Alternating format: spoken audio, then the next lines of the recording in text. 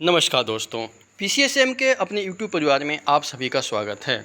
अभी हम लोग एनसीईआरटी के 6 क्लास के हिस्ट्री को कवर कर रहे हैं, जिसमें आज हम लोग अंतिम अध्याय होगा, अध्याय 11 का अध्ययन करेंगे। इसके बाद हम लोग ज्योग्राफी को शुरू करेंगे। आज का टॉपिक हमारा होगा इमारतें, चित्र तथा किताबें। इसके बारे में हम लोग आज अध्ययन करेंगे तथा परीक्षाओं के दृष्टिकोण से जो भी महत्वपूर्ण बिंदु होगा उसको हम लोग समझने का प्रयास भी करेंगे। अगर चैनल पे आप लोग नए हैं तो चैनल को सब्सक्राइब कर लीजिए और बेल आइकन को प्रेस कर लीजिए, ताकि जब भी क्लास हो तो उसका नोटिफिकेशन आपको समय समय से प्राप्त होता रहे। आने वाले समय में हम लोग 6 क्लास से लेकर के 12 क्लास के सभी सब्जेक्टों का अध्ययन करेंगे, ओरिजिनल बुक का अध्ययन करेंगे। उसके बाद में हम लोग इसके जितने भी प्रश्न होंगे सबको एक एक करके क्लास बाई क्लास हम लोग देखेंगे। तो चलिए आज की कक्षा हम लोग प्रारंभ करते हैं। मरुतसामी और लौह स्तंभ। मरुतसामी और लौह स्तंभ। मरुतसामी आज बहुत खुश था। यह एक किसी व्यक्ति का नाम है, एक बच्चा का नाम है, ठीक है। पहिएदार कुर्सी में बिठा करके उसका भाई उसे कुतुब मीनार दिखाता हुआ प्रसिद्ध लौह स्तंभ के सामने ले गया, ठीक है। कुतुब मीनार दिखाता हुआ प्रसिद्ध लौह स्तंभ, दो चीज़ आ रहा है। कुतुब मीनार दिखाता हुआ प्रसिद्ध लौह स्तंभ के सामने ले गया। धूल भरे पथरीले रास्ते में पथरीले रास्ते से रैंप के सहारे यहाँ तक आना काफ़ी मुश्किल था। अपने इस अनुभव को मरुत्सावी कभी नहीं भूल पाएगा। उसी के बारे में चलिए आज देखते हैं। यहाँ पर दिया हुआ धातु विज्ञान। धातु विज्ञान क्या है कि प्राचीन भारतीय धातु वैज्ञानिकों ने विश्व धातु विज्ञान के क्षेत्र में प्रमुख योगदान दिया है, ठीक है। प्राचीन भारतीय जो धातु वैज्ञानिक थे उन्होंने विश्व के धातु विज्ञान के क्षेत्र में क्या किए हैं, अपना अपना बहुमूल्य योगदान दिए हैं। पुरातात्विक खुदाई ने यह दर्शाया है कि हड़प्पावासी कुशल क्या थे, शिल्पी थे, शिल्पीकार थे, और उन्हें तांबे के धातु कर्म, धातु शोधन की क्या थी, जानकारी थी।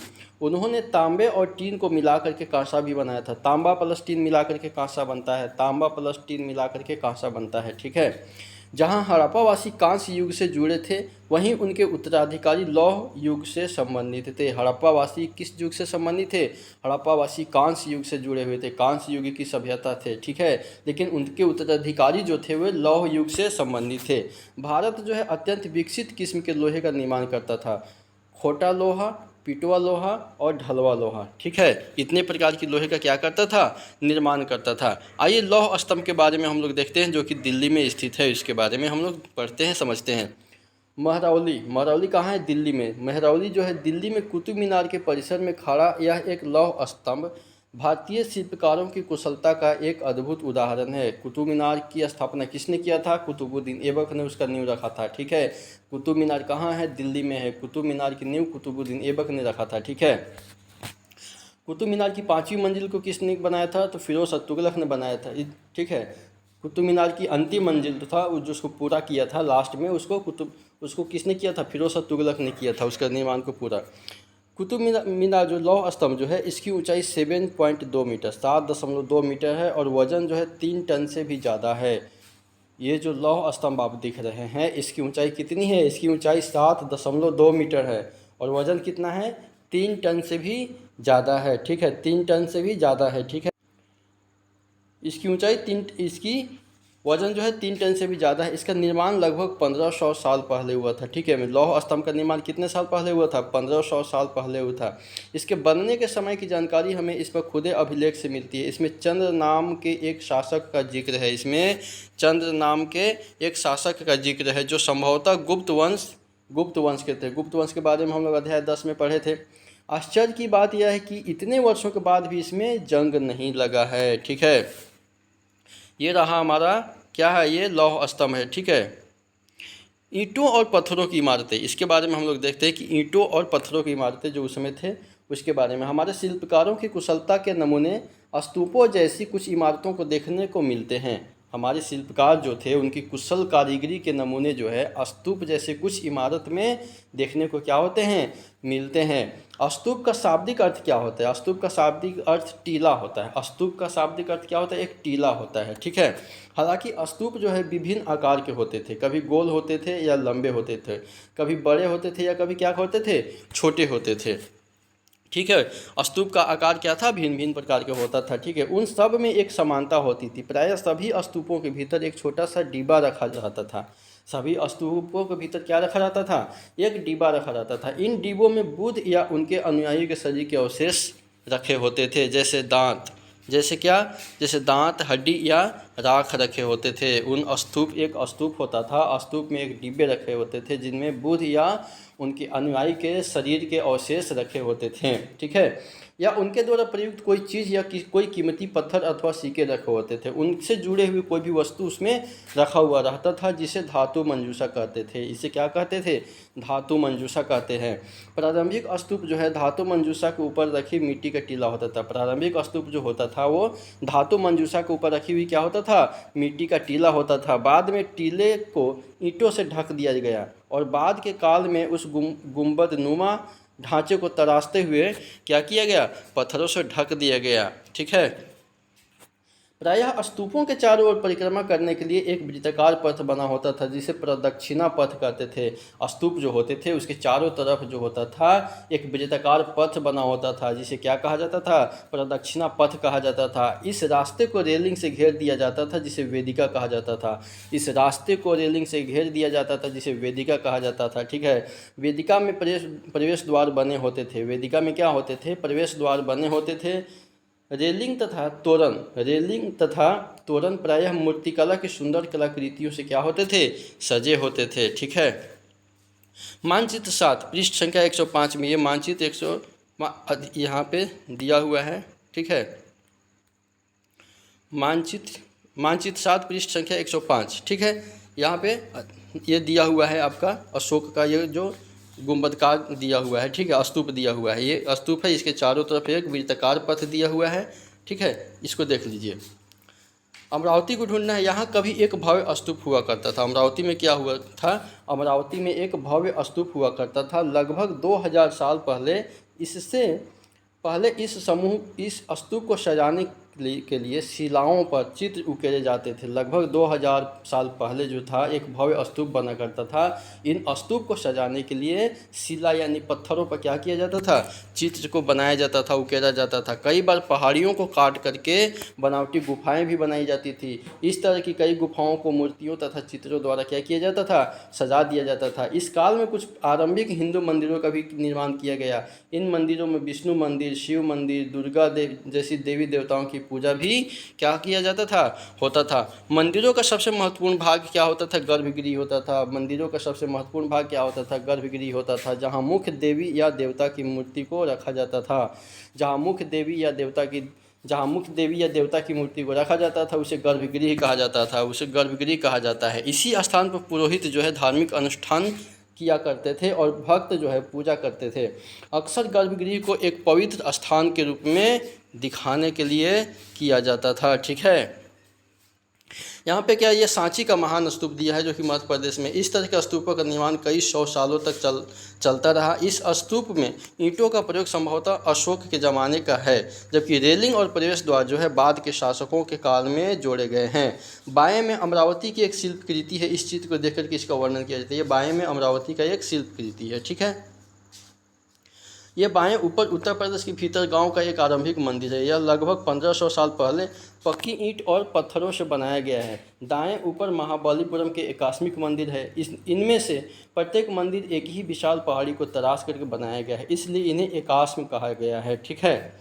ईंटों से बनाए जाने वाले मंदिरों से यह बिल्कुल क्या था? भिन्न होते थे। ईंट से बनी इमारतों में नीचे से ईंटों की एक एक तरह जोड़ते हुए उसे ऊपर की ओर ले जाते थे, जबकि चट्टान जो है तराश करके बनाए जाने वाले मंदिरों को पत्थर काटने वाले ऊपर से नीचे के क्रम में बनाते हैं, ठीक है। इन मंदिरों को बनाते समय पत्थर काटने वालों को किन समस्याओं का सामना करना पड़ता होगा, इसकी सूची आप बनाइए। दाएं में जो दिया हुआ है एहोल का दुर्गा मंदिर है। यह लगभग 1400 साल पहले बनाया गया था। ये आपका एहोल का मंदिर है, ये दाहिने किनारे में, ठीक है। आइए भीतर गांव जैसे मंदिर के बारे में देखते हैं हम लोग। भीतर गांव जैसे मंदिरों में उसके ऊपर काफ़ी ऊंचाई तक निर्माण किया जाता था, जिसे शिखर कहते हैं, ठीक है। शिखर निर्माण के कठिन कार्य के लिए सावधानी से योजना बनानी पड़ती थी। अधिकतर मंदिरों में मंडप नाम की एक जगह होती थी। यह एक सभागार होता था जहां लोग क्या करते थे? जहां लोग इकट्ठा होते थे, ठीक। इसमें महाबलीपुरम और एहोल के मंदिर को इन शहरों में पत्थरों से बने एक उत्कृष्ट मंदिर है। इनमें से कुछ यहाँ दिखाया गया है, ठीक है। आइए स्तूप तथा मंदिर किस तरह बनाए जाते थे, स्तूप तथा मंदिर जो है वो किस तरह बनाए जाते थे उसको देखते हैं।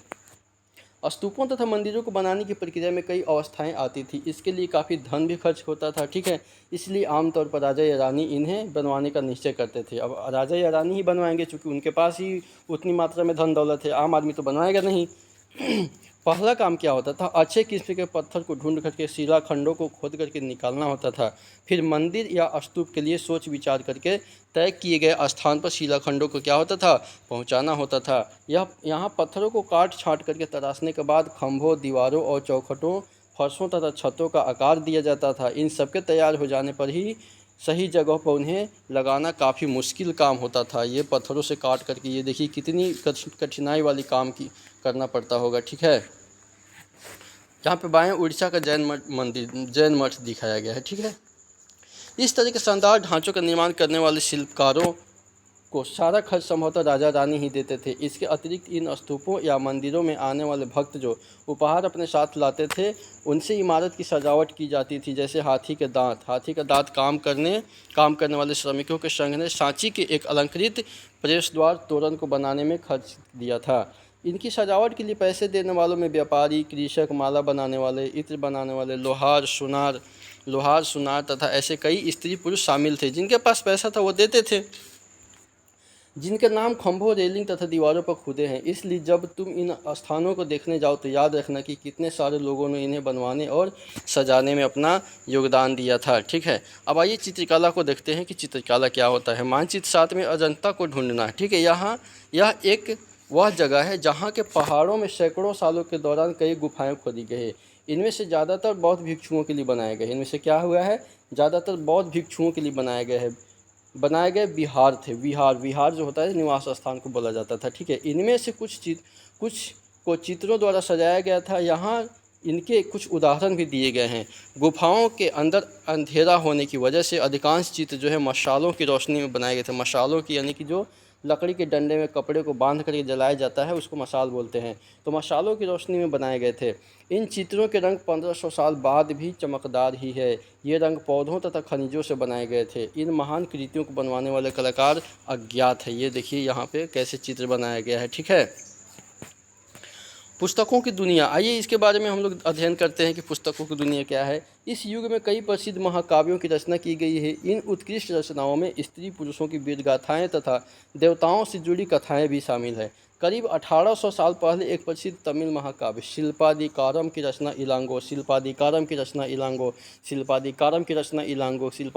रचना किसने किया था, इलांगो ने किया था। ये परीक्षाओं में काफ़ी बार पूछा जाता है, इसीलिए बार बार मैं इसको रिपीट कर रहा हूँ, इसको याद रखिएगा। करीब 1800 साल पहले एक प्रसिद्ध तमिल काव्य शिल्पादिकारम की रचना इलांगो नामक कवि ने की थी। इसमें कोवलन नाम के एक व्यापारी की कहानी है। किस व्यक्ति के, कोवलन नाम के एक व्यापारी की कहानी है। वह पुहार में रहता था। वह कहाँ रहता था, कोवलन कहाँ रहता था, पुहार में रहता था, ठीक है। अपनी पत्नी कनगी की उपेक्षा कर वह एक नर्तकी माधवी से प्रेम करने लगा। अपनी पत्नी कनगी की उपेक्षा करके वह एक नर्तकी माधवी से क्या करने लगा, प्रेम करने लगा। बाद में वह और कनगी पुहार छोड़ करके मदुरई चले गए।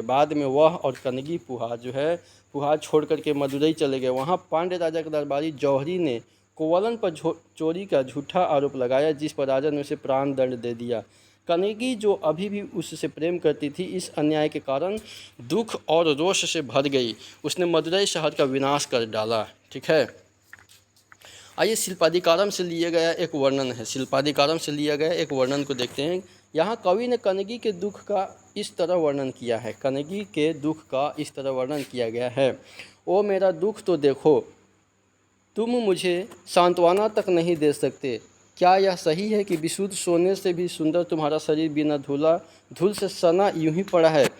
यह कहाँ का न्याय है कि गोधूली की इस स्वर्णिम आभा में फूलमाला से ढके सुंदर वक्ष स्थल वाले तुम जमीन पर गिरे पड़े हो। मैं अकेली असहाय और हताश होकर खड़ी हूँ। क्या ईश्वर नहीं है? क्या इस देश में ईश्वर नहीं है? पर क्या उस स्थान पर ईश्वर रह सकते हैं जहाँ के राजा की तलवार निर्दोष नवागंतुक के प्राण ले लेती है? क्या ईश्वर नहीं है? नहीं है। यही उनका कहानी का कुछ यहाँ पे प्रस्तुत किया गया था। आगे आइए देखते हैं कि एक और तमिल महाकाव्य मणिमेखलाई को करीब 1400 साल पहले 1400 साल पहले सतनार द्वारा लिखा गया था। सतनार, मणिमेखलाई के लेखक कौन है? सतनार। मणिमेखलाई के लेखक कौन है? सतनार। मणिमेखलाई के लेखक सतनार। बार बार रिपीट इसलिए कर रहा हूँ, ये परीक्षाओं में पूछा जाता है, इसको ध्यान दीजिएगा। मणिमेखलाई के लेखक सतनार, जो कि 1400 साल पहले लिखा गया था। इसमें कोवलन तथा माधवी की बेटी की कहानी है। इसमें कोवलन तथा माधवी की बेटी की कहानी है। उसमें कोवलन तथा उसमें उसकी पत्नी की कहानी था, लेकिन यहाँ पे उसकी बेटी की कहानी है। ये रचनाएं कई सदियों पहले ही खो गई थी। उनकी पांडुलिपियाँ दोबारा लगभग 100 साल पहले मिली है। अन्य लेखक जैसे कालिदास, जिनके बारे में हमने अध्याय 10 में पढ़ा था, वो संस्कृत में लिखते थे। ठीक है। मेघदूत का एक श्लोक है कि यहाँ उनकी सबसे प्रसिद्ध रचना मेघदूत के एक अंश दिया गया है, जहाँ एक विरही प्रेमी बरसात के बादल को अपना संदेशवाहक बनाने की कल्पना करता है। देखो इसमें किस तरह कवि ने बादलों को उत्तर की ओर ले जाती ठंडी हवा का वर्णन किया है। तुम्हारे बौछारों ने मुलायम हो उठी मिट्टी की भीनी खुशबू से भरे हाथियों की सांस में बसी जंगल गुल्लर को पकाने वाली शीतल बयार तुम्हारे साथ साथ धीरे धीरे बहेगी। ठीक है, ये कालिदास की कविताओं का कुछ वहाँ पे पंक्तियाँ दिया गया था। आइए पुरानी कहानियों का संकलन तथा संरक्षण। पुरानी कहानियों का संकलन तथा संरक्षण। हिंदू धर्म से जुड़ी कई कहानियाँ जो बहुत पहले से प्रचलित थी, इसी काल में लिखी गई थी। इसमें पुराण भी शामिल है। इसमें क्या शामिल है? पुराण भी शामिल है। पुराण का शाब्दिक अर्थ होता है प्राचीन। पुराणों में विष्णु पुराण, शिव पुराण, दुर्गा पुराण, पार्वती पुराण जैसी देवी देवताओं से जुड़ी कहानियाँ हैं। इनमें से इन देवी देवताओं की पूजा की विधियाँ भी दी गई है। इसी के अतिरिक्त इनमें संसार की सृष्टि तथा राजाओं के बारे में भी कहानियाँ दिया गया है। अधिकतर पुराण सरल संस्कृत श्लोक में लिखे गए हैं, जिससे सब उन्हें सुन और समझ सकते हैं। स्त्री तथा शूद्र जिन्हें वेद पढ़ने की अनुमति नहीं थी, स्त्रियाँ तथा शूद्र जिन्हें वेद पढ़ने की अनुमति नहीं थी, वे भी इसे क्या करते थे? पुराण को सुन सकते थे। पुराणों का पाठ पुजारी मंदिरों में किया करते थे, जिसे लोग क्या करते थे? सुनने आते थे। दो संस्कृत महाकाव्य कौन कौन से? महाभारत और रामायण। दो संस्कृत महाकाव्य है, महाभारत और रामायण। लंबे अरसे से लोकप्रिय रहे हैं। तुम में से भी कुछ बच्चे इन कहानियों से परिचित होंगे। महाभारत जो है कौरवों और पांडवों के बीच की युद्ध की कहानी है। महाभारत जो है कौरवों और पांडवों के बीच की युद्ध की कहानी है। इस युद्ध का उपदेश पुरु वंश की राजधानी हस्तिनापुर की गद्दी प्राप्त करना था। महाभारत का युद्ध किसके लिए हुआ था? हस्तिनापुर की गद्दी प्राप्त करना था। ठीक है, यह कहानी तो बहुत ही पुरानी है, पर आज इसे हम जिस रूप में जानते हैं वह करीब 1500 साल पहले लिखी गई है। माना जाता है कि पुराणों और महाभारत दोनों ही व्यास नाम के ऋषि ने संकलित किया था। पुराण और महाभारत को किसने? व्यास नाम के ऋषि ने संकलित किया था। महाभारत में ही श्रीमद् भागवत गीता भी है, जिसके बारे में अध्याय 9 में पढ़ा था। रामायण की कथा कौशल के राजकुमार राम के बारे में है। उनके पिता ने उन्हें वनवास दे दिया था। रामायण तो आप लोग सब लोग ने देखे ही होंगे। वन में उनकी पत्नी सीता का लंका के राजा रावण से अपहरण कर लिया था। सीता को वापस पाने के लिए राम को लड़ाई की लड़नी पड़ी थी। वे विजयी होकर के कौशल की राजधानी अयोध्या लौटे थे। महाभारत की तरह ही रामायण भी एक प्राचीन कहानी है, जिसे बाद में लिखित रूप दे दिया गया था। संस्कृत रामायण के लेखक वाल्मीकि माने जाते हैं। रामायण के लेखक कौन है? वाल्मीकि जी है। ठीक है, रामायण के लेखक महर्षि वाल्मीकि जी है। आम लोगों द्वारा कही जाने वाली कहानियाँ। आम लोग भी कहानियाँ कहते थे, कविताओं और गीतों की रचना करते थे और गाने भी गाते थे, नाचते थे और नाटकों को खेलते थे। इनमें से कुछ तो इस समय के आसपास जातक और पंचतंत्र की कहानियों के रूप में लिख करके सुरक्षित कर दिए गए हैं। ठीक है, जातक क्या है? जातक में बौद्ध धर्म के पुनर्जन्म की कहानियों का संग्रहण किया गया है। जातक बौद्धों से संबंधित है। और पंचतंत्र के लेखक कौन है? विष्णु शर्मा है। ये बहुत महत्वपूर्ण पुस्तक है। जातक कथाएं तो अक्सर स्तूपों की रेलिंगों तथा अजंता के चित्रों में दर्शाई जाती थी। इनमें से एक कहानी अगले पृष्ठ में दिया गया है, बंदर राजा की कहानी। ये बंदर राजा हम लोगों की काम की नहीं है कहानी। आगे आइए विज्ञान की पुस्तकें के बारे में देखते हैं। इसी समय गणितज्ञ तथा खगोल शास्त्री आर्यभट्ट ने संस्कृत में आर्यभट्टियम नामक पुस्तक लिखा। आर्यभट्टियम नामक पुस्तक के लेखक कौन है?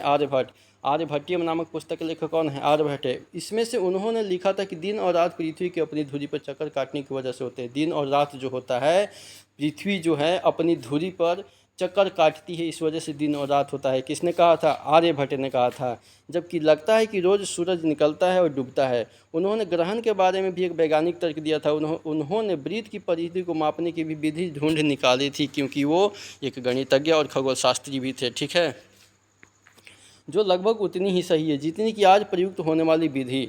बराहमिहिर एक खगोल विधि थे। ब्रह्मगुप्त और भास्कराचार्य तथा कुछ अन्य गणितज्ञ और खगोलवेत्ता थे जिन्होंने कई खोजें भी किया था। इनके बारे में और भी हम लोग आगे पढ़ेंगे। ठीक है, बराहमिहिर, ब्रह्मगुप्त और भास्कराचार्य ये सभी खगोल विधि थे। ठीक है, आइए यहाँ पे शून्य क्या दिए हुए, शून्य अंकों का प्रयोग पहले से होता रहा था, पर अब भारत के गणितज्ञ ने शून्य के लिए एक नए चिन्ह का आविष्कार किया है। गिनती की यह पद्धति अरबों द्वारा अपनाई गई और तब यूरोप में भी फैल गई। आज भी यह पूरी दुनिया में प्रयोग की जाती है। शून्य की खोज किसने किया था? भारत में हुआ था, आर्यभट्ट ने किया था। ठीक है, आयुर्वेद है। आयुर्वेद चिकित्सा विज्ञान की एक विज्ञान पद्धति है जो प्राचीन भारत में विकसित हुई है। प्राचीन भारत में आयुर्वेद के दो प्रसिद्ध चिकित्सक थे। चरक थे। चरक प्रथम द्वितीय शताब्दी ईस्वी और सुश्रुत चौथी शताब्दी ईस्वी। चरक द्वारा रचित चरक संहिता औषधि शास्त्र की एक उल्लेखनीय पुस्तक है। अपनी रचना सुश्रुति संहिता में सुश्रुत ने शल्य चिकित्सा की विधियों का वर्णन किया है। ठीक है, आगे क्या दिया हुआ है, आइए इसको थोड़ा सा हम लोग देख लेते हैं। कागज़ आज हमारे रोज़मर्रा की ज़िंदगी का हिस्सा बन गया। कागज़ जो है आज हमारे रोज़मर्रा की ज़िंदगी का क्या हुआ है? हिस्सा बन गया है। जो किताबें हम पढ़ते हैं वो कागज़ पर छपी होती है। उसी तरह लिखने के लिए भी हम कागज़ का ही उपयोग करते हैं। कागज़ का आविष्कार करीब 1900 साल पहले लून नाम के व्यक्ति ने चीन में किया था। कागज़ का आविष्कार 1900 साल पहले किसने किया था? काई लून नाम के व्यक्ति ने चीन में किया था। ठीक है, काई लून नामक व्यक्ति ने 1900 ईस्वी में चीन में कागज़ का आविष्कार किया था। उसने पौधों के रेशों, कपड़ों, रस्सियों और पेड़ की छालों को पीट कर लुगदी बनाकर उसे पानी में भिगो दिया। फिर उस लुगदी को दबाकर उसका पानी निचोड़ा और तब सुखाकर कागज़ बनाया। आज भी हाथ से कागज़ बनाने के लिए इस विधि को अपनाया जाता है। ठीक है, कागज़ बनाने की तकनीक को सदियों तक गुप्त रखा गया। करीब 1400 साल पहले यह कोरिया तक पहुंचा था। ठीक है, तो कुछ खास नहीं था इसमें, फिर भी कुछ लौह स्तंभ के बारे में हम लोगों ने पढ़े थे, कुछ और अशोक इस सब के बारे में कुछ पढ़े हुए थे। ठीक है, तो कुछ न कुछ तो सीखने को मिला ही होगा। चलिए इसी के साथ आज की कक्षा हम समाप्त करते हैं। आगे आने वाली जितनी भी कक्षाएँ होंगी, जैसे 7, 8, 9, 10, उसमें आप लोगों को ज़्यादा कुछ समझने को मिलेगा। ठीक, तो चलिए वीडियो देखने के लिए आप सभी का बहुत बहुत धन्यवाद।